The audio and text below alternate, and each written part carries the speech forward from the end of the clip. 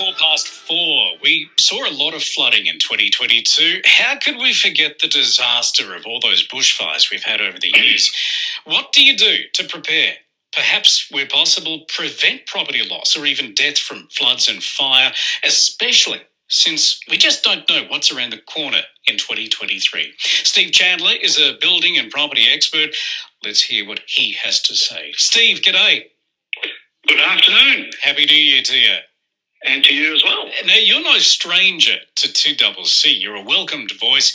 Hopefully you can guide us today. What precautions should we be looking at? Wow, there's quite a lot of things that we should consider. Yeah. Let's start with flooding. Yeah, Steve, we've only got 3 minutes. We haven't got the whole year, okay? My apologies. I'll talk at double speed. There you go. Flooding's a really severe issue because you can get the flash flooding. You get very little warning if there's a 100-year storm or something like that. Yeah, we've witnessed that, haven't we? Yeah. So all you can really, we look at it and you go, well, if you're going to live in an area that's flood prone, then you've got to build a house that is above the ground. You've got to build a house that can take the impact of floating vehicles or trees or some sort of debris that might be, coming down a river at 30, 40 kilometres an hour or even faster. So that's one thing. And if we don't want to do that, we really need to not live there. Government can basically.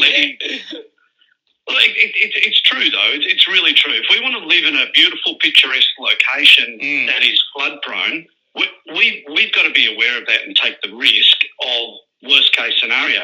And we can't complain if insurers won't insure our property. Well, I'm sure you're on top of the forecasts as well. I mean, this afternoon, hot. We just had 31 degrees earlier today. We've got storms that have fired up to the south of the ACT. They seem to be trickling through, going out to the east right now. But of course, more storms in the firing lane. You just got to take a look and take notice of what's going on around you. Oh, for certain. If we can't look at, nowadays we've got this incredible technology that, the Weather Bureau's so much better than it was when I was a kid 40 years ago, 50 years ago. So, the Bureau's able to forecast these things. And if we're going to live anywhere where there's a lot of water can come through in a storm, then we've got to be very aware that if there is a storm coming, to prepare ourselves. We should be ready to leave our properties at a moment's notice. We should be knowing where the high ground is. We should know what roads generally get cut off quickly. So we should plan. The same thing with the bushfire. You've got to plan for these things and be able to get out quickly in the event that something happens. It's more than just sheer luck. I mean, a lot of people, like the Cyclone Tracy in Darwin, a lot of people just said, she'll be right.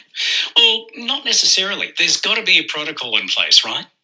Oh, definitely. I mean, when Tracy hit up in Darwin, the building codes didn't require anything effectively, and therefore, the city got destroyed.